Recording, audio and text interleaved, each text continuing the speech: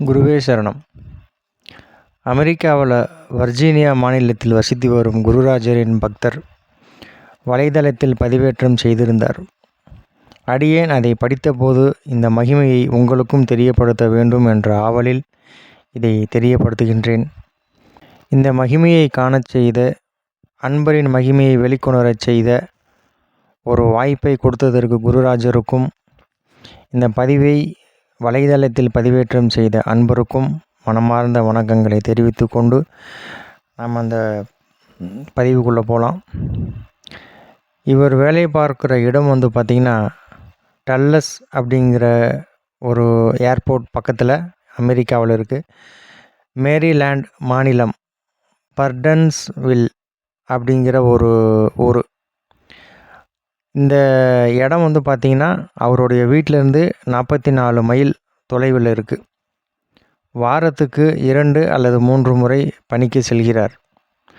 இந்த பதிவு என்னென்னா, அவர் வலைதளத்தில் என்ன பதிவேற்றம், அவருக்கு நடந்த மகிமைகளை என்ன அவர் போட்டிருந்தாரோ அதை என்ன நான் படித்தேனோ அதை சொல்லிகிட்ருக்கேன். வாரத்துக்கு 2 அல்லது 3 முறை பணிக்கு செல்கிறார். போக்குவரத்து நெரிசல் அறவே இல்லாத நேரங்களில் அங்கு சென்றடைய 1.5 மணி நேரம் ஆகும். வாகன நெரிசல் அதிகமாக உள்ள நேரங்களில் 2 அல்லது 3 மணி நேரம் வரை கூட ஆகலாம்.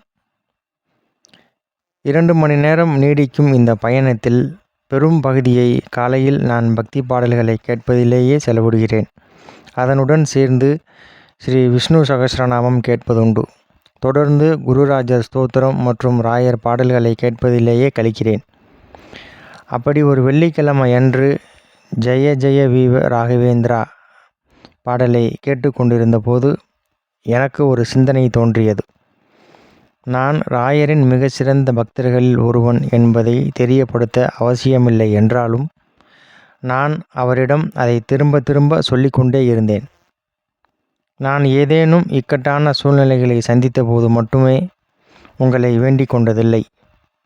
என் மனதில் என்ன ஓடிக்கொண்டிருந்தாலும் ஒவ்வொரு நாளும் உங்களை தவறாமல் வழிபட்டு வருகிறேன். மருத்துவர்களின் ஆலோசனை பெற்ற பிறகும் நம்மால் ஒன்றும் செய்ய இயலாத மிக கடுமையான உடல்நலம் சார்ந்த பிரச்சனைகள் ஏற்படும் போது தவிர வேறு எந்த சலுகைகளையும் கோரி நான் உங்களை ஒருபோதும் பிரார்த்திப்பதில்லை. இறுதியாக நான் ராயரிடம் இப்படி கேட்டேன். ஒரே ஒரு முறை மட்டும் தயவு செய்து கனவில் தோன்றி நீங்கள் எப்படி இருக்கிறீர்கள் என்பதை எனக்கு காட்ட முடியுமா? உங்களை நேரில் காண நான் மிகவும் விரும்புகிறேன் என்ற மனதளவில் நினைத்து கொண்டு சில நிமிடங்களிலேயே இந்த சிந்தனை ஓட்டம் என் மனதில் இருந்து மறைந்து விட்டது. நான் பணிக்கு சென்றபோது பணியில் மும்முரமாக விட்டேன். சொல்லப்போனால் அந்த சிந்தனை என் மனதில் இருந்து முற்றிலுமாக அகன்று விட்டன. நான் வீடு திரும்பிய போது இரவு 8:30 மணி ஆகிவிட்டது. எனினும் நான் எதை கோரினேனோ அதை குருராஜர் நினைவில் வைத்திருந்தார் என்று கருதுகிறேன். சனிக்கிழமை அதிகாலை சுமார் 4:30 மணியளவில் எனக்கு ஒரு கனவு தோன்றியது. நானும் என் மகள் ஸ்னேகாவுடன் மந்திராலயத்தில் இருப்பது போல கனவு அமைந்திருந்தது. அங்கே அமர்ந்து கொண்டு பூஜை மற்றும் சந்தியாவந்தனம் செய்து கொண்டிருந்த மிக வயதான ஒருவரின் முதுகு பகுதியை பார்த்து கொண்டிருந்தோம். பூஜை செய்து கொண்டிருப்பது ராயர்தான் என்று ஸ்னேகாவிடம் சொல்லி கொண்டிருந்தேன். நாங்கள் பேசிய குரலை கேட்ட உடனேயே குருராஜர் எங்களை நோக்கி திரும்பி பார்த்தார். அந்த தருணத்தில் நாங்கள் கண்டது ஒரு வயதான முதியவரை அல்ல, மாறாக அளவற்ற அன்பும் கருணையும் பொங்கி வழியும் முகத்துடன் திகழ்ந்த ஒரு தெய்வீக புருஷரைத்தான். அவருடைய திருமுகத்தை வர்ணிக்கவோ, அவர் எவ்வளவு தெய்வீகமாக தோன்றினார் என்பதை விவரிக்கவோ என்னால் இயலவில்லை. அவரை உற்று நோக்குமாறு நான் என் மகளிடம் திரும்ப திரும்ப சொல்லி கொண்டிருந்தேன். சரியாக அந்த தருணத்திலே எனக்கு விழிப்பு வந்துவிட்டது. பலவிதமான இன்னல்களை சந்தித்த போதும் எனக்கு பல கனவுகள் தோன்றியிருக்கின்றன. ஆனால் இந்த முறை நிகழ்ந்தது முற்றிலும் மாறுபட்டது. குருராஜரை என் கனவில் காண வேண்டும் என்று நானே அவரிடம் கோரியிருந்தேன்.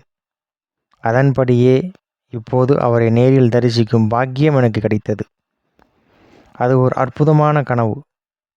என் வாழ்நாள் முழுவதும் நினைவில் நிறுத்தி போற்றி பாதுகாக்கும் ஒரு பொக்கிஷம் அது. ராயர் எங்கும் நிறைந்திருப்பார் என்று என் அம்மா திரும்ப திரும்ப சொல்லிக்கொண்டே இருப்பார்கள். மந்திராலயத்திலிருந்து அமெரிக்கா வரை நீண்ட தூரம் பயணித்து வந்து என் கனவில் அவர் தோன்றியது எத்துணை அற்புதம் என்னும் அவர் வியந்து பேசி கூறினார். குருராஜரின் பக்தர்களாகிய உங்களிடம் இந்த கனவை பற்றி பகிர்ந்து கொள்வதில் மகிழ்ச்சி அடைகிறேன். குருராஜர் தன் பக்தர்களிடமிருந்து எதிர்பார்ப்பது ஒரே ஒரு விஷயத்தை மட்டுமே. அது முழுமையான பக்தி ஒன்று மட்டுமே தான் என்பதை இந்த கனவு மீண்டும் ஒரு முறை மெய்ப்பிக்கிறது. தன் பக்தர்களுக்கு உதவுவதற்காக இந்த பூவுலகில் எழுந்தருளியிருக்கும் மகான் ஸ்ரீ குரு ராகவேந்திர சுவாமிகள். நான் நிறையா பதிவில் கூட நான் சொல்லியிருக்கேன்.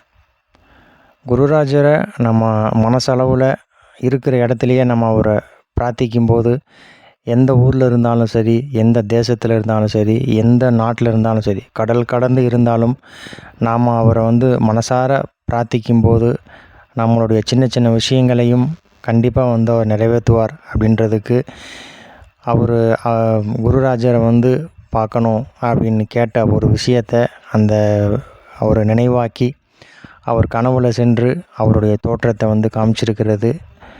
இது மிகவும் ஒரு அற்புதமான ஒரு விஷயம். ஒவ்வொருத்தரும் அவரை ஆத்மார்த்தமாக நம்ம வணங்கும்போது நிச்சயமாக நம்மளுடைய எல்லா பிரார்த்தனைகளுக்கும் செவிசாய்ப்பார். மீண்டும் அடுத்த பதிவில் சந்திப்போம். ஜெய் ஸ்ரீ ராகவேந்திராய. குருவே சரணம், குருவே சரணம், குருவே சரணம்.